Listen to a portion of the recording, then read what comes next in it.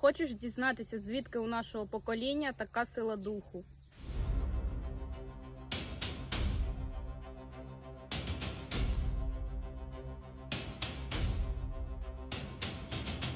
Бо ми зростали на подвигах і честі тих, хто став легендою.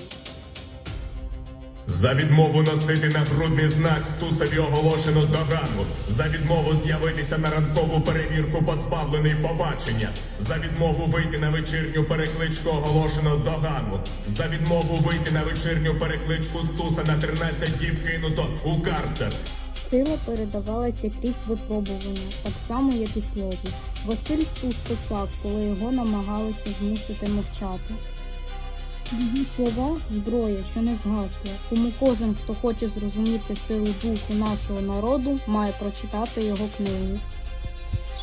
Тепер ти знаєш, тепер твій вибір – прочитати чи забути. Читай Стуса, відчуй силу духу.